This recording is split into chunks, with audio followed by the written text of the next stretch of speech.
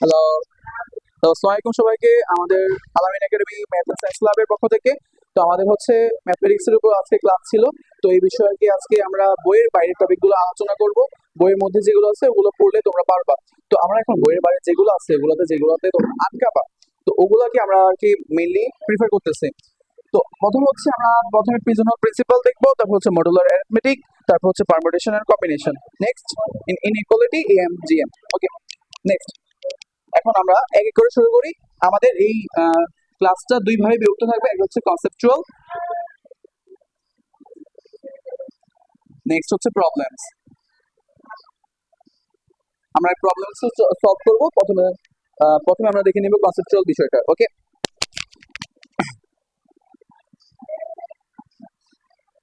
ধরো আমাদের কাছে প্রিজনাল প্রিন্সিপাল থেকে আমরা শুরু করি।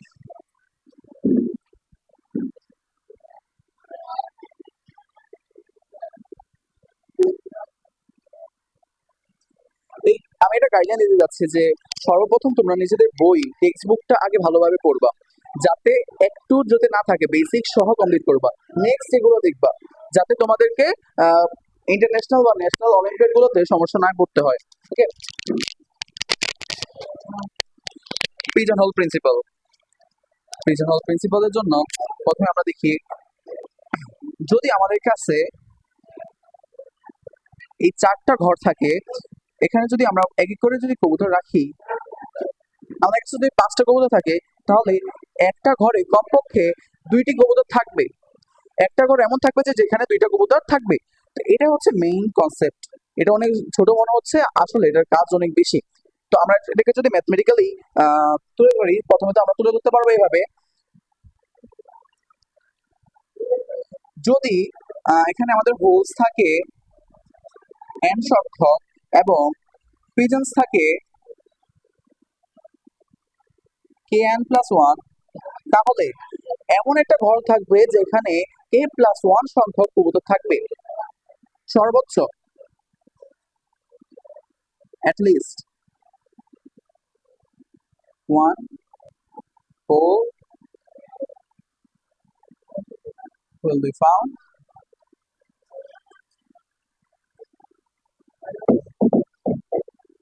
which will contain k+1 pigeons. ওকে, এখন আমরা একটা ম্যাথমেটিক্যাল প্রবলেম সলভ করি। এটা হচ্ছে কনসেপচুয়াল বিষয়গুলো। আমরা এখন ম্যাথমেটিক্যাল প্রবলেমটা সলভ করি একটা।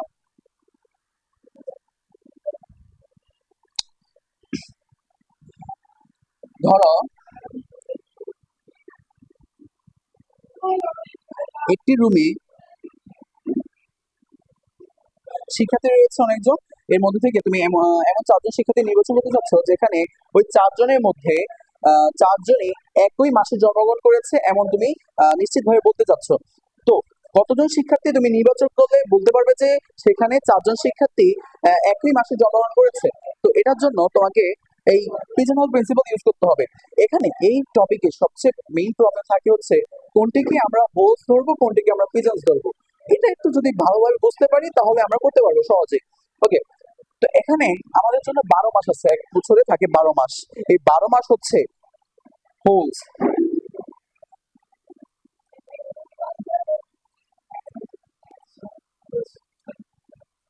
ওকে, এখানে যদি আমরা প্রত্যেকটা যদি এক এক করে মাস ধরি, এগুলো হচ্ছে প্রত্যেকটা এক একটা হোলস ধরলাম। তো এটা হচ্ছে হোলস এন, 12 মাসকে আমরা ধরলাম এন। তো এখানে আমাদের লাগবে হচ্ছে পিজন্স। আমরা ওই শিক্ষা থেকে আমরা পিজন হিসেবে কল্পনা করব, আমরা এটা বের করে নিব। তো আমরা বলেছে যে চারজন নির্বাচন করব, চারজন হবে হচ্ছে একই মাসে জন্মগ্রহণ করেছে। তো চারজনের জন্য হচ্ছে k+1, k+1 = 4, সুতরাং k=3। তো আমরা পিজন্স নির্ণয় করবো অথবা হচ্ছে শিক্ষার্থী। তো এর জন্য হবে k হচ্ছে 3, n হচ্ছে 12 +1 37। অর্থাৎ তুমি যদি 37 জন শিক্ষার্থী মধ্যে থেকে চারজনকে নির্বাচন করো, তাহলে তাহলে তুমি বলতে পারবা যে চারজন শিক্ষার্থী একই মাসে জন্মগ্রহণ করেছে। ওকে, তো তুমি এইভাবে বলতে পারো। এটা হচ্ছে আরেকটা মেথড আছে, এটা হচ্ছে ম্যাথমেটিক্যাল সহজ সিস্টেমে করা যায়। আরেকটা সিস্টেম আছে, সেটা তুলে ধরি।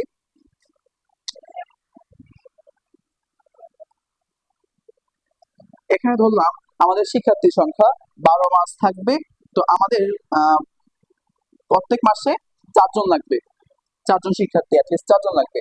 তো 4 জন যদি একই মাসে হয়, অর্থাৎ এখানে 4 থাকবে, 12 এখানে থাকবে। সুতরাং n ইজ ইকুয়ালস টু, এখানে আমরা যে এই চিহ্নটা দ্বারা বোঝাচ্ছে যে কম হবে, বুঝতে পারছো? এটাকে আমরা এইভাবে প্রকাশ করি, যেমন পরিসংখ্যানের মধ্যে আমরা যেমন সর্বসংখ্যা ধরে এটা প্রকাশ করে ফেলি না, তো এটা হচ্ছে ওই সিস্টেমে। এটা মূলত হয় 3 পয়েন্ট সামথিং, 3 পয়েন্ট সামথিং হবে। তো আমরা যদি 3 ধরে নিই, তাহলে 3 36, 36 প্লাস 1 দিয়ে ধরে নেয়, প্লাস 1 দেয়, ওকে, এটার সাথে 1 দিয়ে দেয়, তো আমরা পাচ্ছি 37। অর্থাৎ 37 জন আমরা যদি শিক্ষার্থী নিই, তার মধ্যে 4 জন শিক্ষার্থী এমন থাকবে যারা একই মাসে জন্মগ্রহণ করেছে। ওকে, এটা হচ্ছে একটা দারুণ প্রশ্ন ছিল এই এই কনসেপ্টের উপরে। আমরা নেক্সট একটা প্রশ্ন দিয়েছি যাতে তোমরা সলভ করতে পারো। ওকে, আশা করি তোমরা এটা সলভ করে দেখবে যে তোমাদের কনসেপ্ট ক্লিয়ার কিনা। নেক্সট,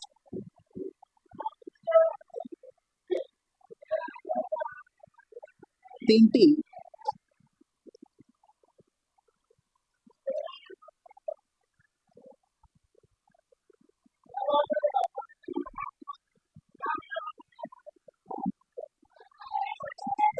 হবে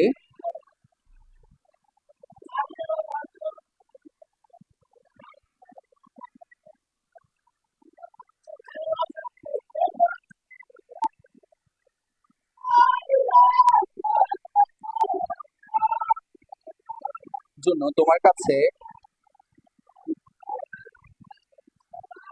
কতটি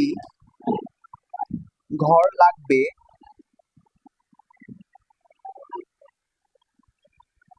যাতে তুমি 4টি রং, লাল, সবুজ, হলুদ, নীল রং করো। ওকে, অর্থাৎ তোমার কাছে কতটা ঘর থাকতে হবে যেখানে তুমি এই 4টি রং করবা, করার পরে দেখবা যে 3টা ঘরই চলে আসছে একই রঙের। তুমি কয়টা ঘর নির্বাচন করতে হবে এটা তোমাকে বের করতে বলছে। তো এটা তোমরা সলভ করবা, আর যদি সলভ করতে না পারো কমেন্টে বলবা, তো ওখানে সলিউশন দিয়ে দেওয়া হবে। ওকে, ধন্যবাদ।